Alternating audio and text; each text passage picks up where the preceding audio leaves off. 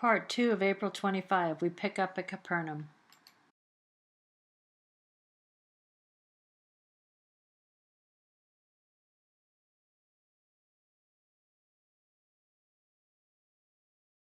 It is not the actual synagogue that Jesus was in. You recall the centurion had built this. This is the one who said whose child was ill, and the elders of the city said to Jesus, "You know, he's a good man. He's built our synagogue for us." But you see the dark basalt foundation? That's the old foundation. So it's exactly where it was. This was built about a century later, or 300 years. 300 years later. What's up there now? But this is the synagogue, and so we'll go in and we'll see that, that synagogue, and then you'll ask what's right next to it is the synagogue school. I want you to see that it had a big school, but we're going to really talk about the synagogue school when we get up the valley here to Korizim. Remember what he said? He said, "Woe to you, Capernaum! Woe to you, Korizim! Woe to you, Bethsaida! Woe to you, Korizim! Had the works been done in Tyre and Sidon, it were done in you, they would have repented in sackcloth and ashes. It'll be better in that day for Sodom and Gomorrah than for you." And then he said, "Capernaum, you'll not be raised up to heaven, will you? You'll be cast down to Hades." And he said this in the cities where he had done most of his miracles, because they would not what? Believe. Repent. Everybody wants to get healed. Everybody wants a miracle. But and masses of people will come when there's healing. But they've come to get. They're coming to their own need. It's just a bargain. Right. But what Jesus wanted them to do is to see, not through the miracle, to what God was. The Son of God was there, that the Lord was there, and the proper response is always to repent. You're going to hear there's a movement right now in America saying that you don't need to repent. Oh yeah, this is Joseph Prince and all that stuff. This ultra grace garbage, and whichever. Never mind. But don't you let anybody tell you don't need to repent. Yeah. He did most of his miracles. He said, "Woe to you!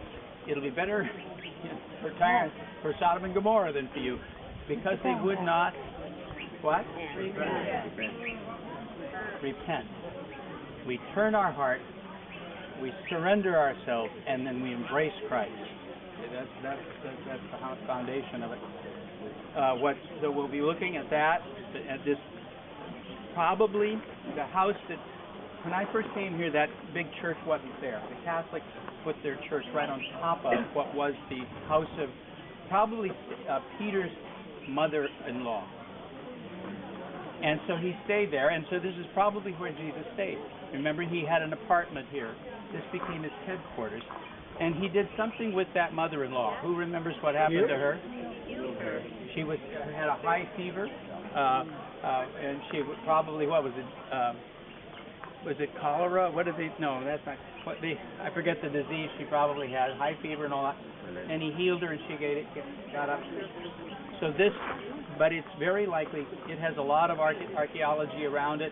It's a central house, and then people have built things around it. And it actually became a church. It probably is the house. So this is probably underneath that, and you can go in there and look down on it. But it's a church thing and all that. That's probably where Jesus had his house. I mean, where he was staying with them. And so you want to see the synagogue, you want to see that. We'll also show you in a little, one of the things I'd like after the synagogue is to just show you you'll see all of the houses joined to each other, all these, and Jesus teaches, he says, "In my Father's house there are many mansions," is the way it's translated, many rooms. And what you'll see here is that you would add a room to the house. Every time your son or daughter got married or something, you'd add a room, and you'll see these houses, just room upon room upon room added, and that's what he was saying. In my Father's house, we add rooms for you. There's plenty of rooms for you. And then the other thing I want you to see, and they put all kinds of decorations in front of it. Why exactly, I don't know, but there is right over here a Gethsemane. You'll see a big obelisk. And that's the Gethsemane, the big weight that was used to crush the olives and crush the stone. So Gethsemane is that weight, and you recall that we'll see the Garden of Gethsemane in Jerusalem. That's another thing. But that's a Gethsemane, and you'll also see a great grinding wheel. It's right over here, and the trough in which it rolls. You'll actually get to push one of those and grind one of those at Meot Kedemim. But for now, what you need to know is that was found in situ. So that was here, and it is old. And it was here that Jesus said, if anyone is going to cause even one of these little ones to stumble, it would be better for him that, there's a millstone, and that was probably here. And this is where he said it. It'd be better for a millstone to be tied around his neck and cast into the sea than to cause one of these little ones to stumble. And so this was his headquarters. This is Capernaum. You're in Capernaum right now. And those are the things that I care that you see. And you can also apparently now get a nice view of the lake from there later on. So friends, what we need to do is this.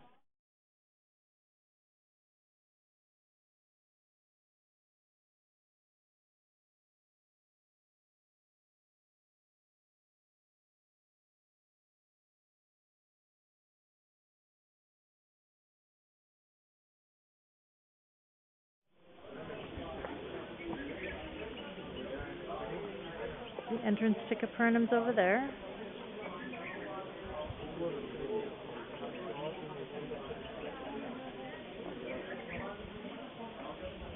The structure in the background is Peter's mother-in-law's house. I'll look at that in a minute. And the ruins that you see here, it's called an insula. It means many rooms.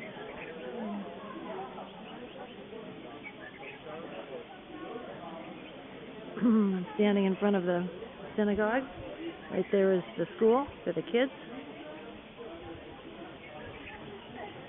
And then this is the synagogue.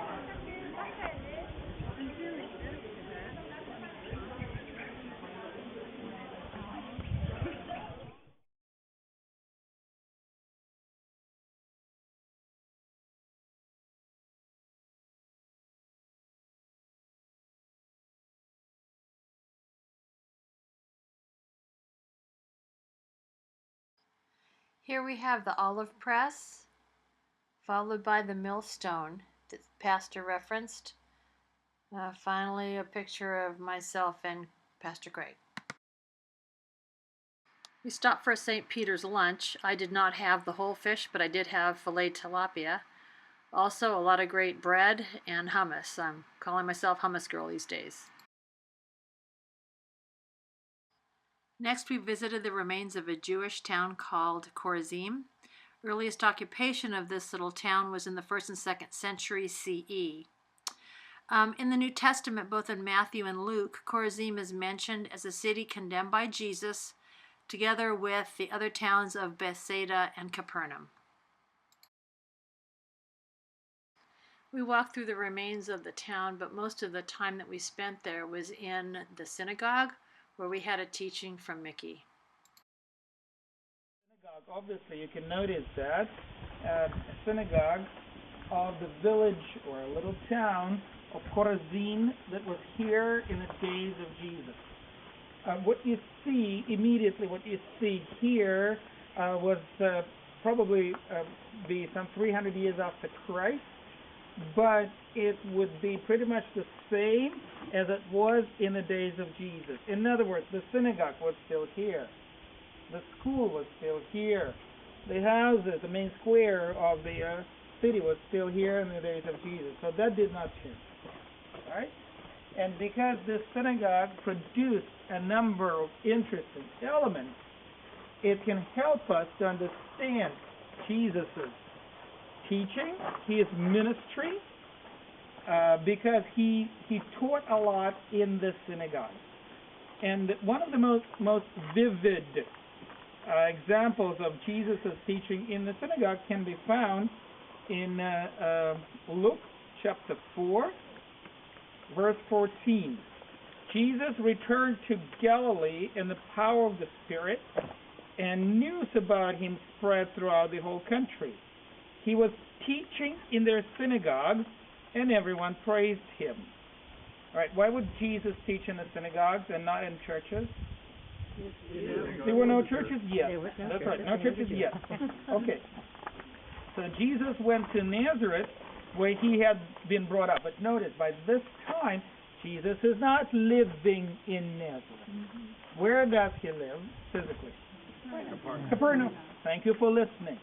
I appreciate it. He lives in Capernaum. He left Nazareth, and he lives in Capernaum. How long? A couple of years. Yeah, his total ministry is 3 years. Oh, yeah. So he lived in Capernaum for about 3 years. Okay. And he went to Nazareth, where he had been brought up, and on the Sabbath day, he went into the synagogue, as was his custom. Why would Jesus go on the Sabbath day, not on Sunday? They celebrated the Sabbath on the Sabbath. Okay, because if you come here on Sunday, there will be nobody in the synagogue. Right. And so he goes on the Sabbath day, because that's the day worship for the Jewish people.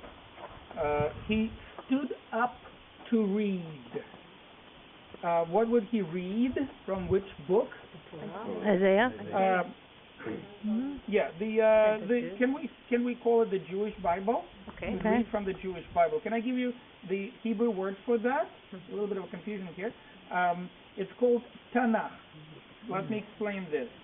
There's 3-letter acronym. Are we okay with the Greek word acronym, right? Yeah. T stands for Torah, which is what? 5 books of Moses. Okay. N, Nun, stands for Nevi'im, the prophets. And the wonderful sound, some speed, stands for writing. The Torah, 5 books, prophets, and the writing. Right? That's the 3 sections of the Old Testament. Okay. So he stood up to read, and here's my question to you, friends: where physically did he stand? Any idea? Right where you were. Thank you for intelligence. Yes. That's why I'm standing on this particular place, because this was designed for a person to stand and read from the Tanakh. Okay, it's a little platform. You can see a little platform, Hebrew called bima, right? I think it's taken from the Greek word, and a small platform for the public reading of the Torah. Okay, Jesus will stand like this. You will sit like there. Okay, because the synagogue must be oriented towards Jerusalem. When you stand up and pray, you should be looking into Jerusalem to be reminded of all it. All right, so they will look. In other words, you will not be sitting there; you will be sitting there. All right, on the benches or maybe on the floor, on the rags on the floor, and so the person would stand here and do the public reading. And it's a scroll. He was not a book. Let's come to the scroll. Just give me 1 second. One moment. He stood up to read, and the scroll of the prophet Isaiah was handed to him. That tells us that maybe there was more than one scroll. That's possible. That they might have, the Jewish Bible was more than one scroll. This way or another, there was a special place for the scroll to be kept. And we found this place. It's been found. That's where Michael is standing. Michael, can you raise your hand? Thank you. Keep your hand up. Can you see where this column is? It's a nice decorative column. And there was another column here with Catherine sitting here. She keeps sitting there. You're beautiful. You're not to decorate. Okay. Very good. And in between was a cupboard, right? A wooden cupboard. And in the cupboard you would have the scroll or scrolls. Right? That's the place for keeping the scroll. And there's a special name, technical name for that. And it's called the Ark of the Covenant. Okay? We need to explain. Not the Ark of the Covenant, but a cupboard that is called not an Ark of the Covenant. All right? Because where is the Ark of the Covenant? Nobody knows. I guess no one but Harrison Ford knows. No one else, even in the days of Jesus, because it was gone after the Babylonian captivity. When the Babylonian destruction happened, 586 BC. There are all sorts of theories. We will not get into this right now. But one of the theories that it's in Hollywood. So, Indiana Jones. okay. So the scroll was there, and Jesus read from Isaiah. Let me skip this for just one moment.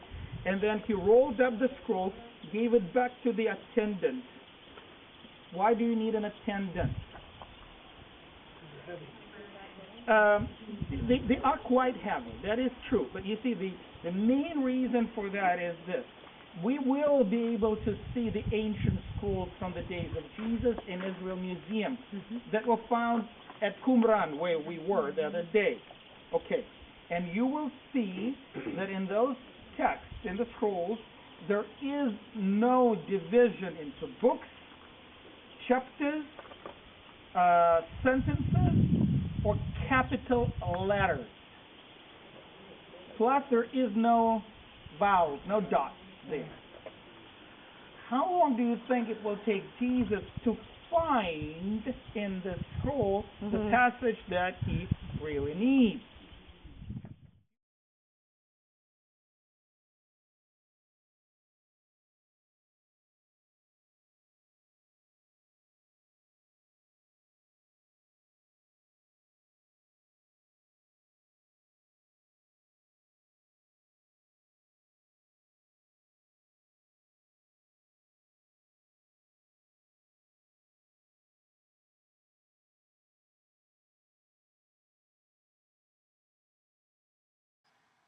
And next, a boat trip on the Sea of Galilee. The Sea of Galilee is like 13 miles long, 8 miles wide, and it's fresh water. It was beautiful. I'm sitting with friends. That's Nancy. Saw a demonstration of a fisherman casting the fishing net. We sang some worship songs and enjoyed time together. After that, we stopped and saw an actual fishing boat in the time of Jesus. Tomorrow we visit northern Galilee and the Golan Heights. You can see the circle at the top of the map. We're going to visit Tel Hazor, Tel Dan, Caesarea Philippi, and see Lebanon and Syria looking out over the borders.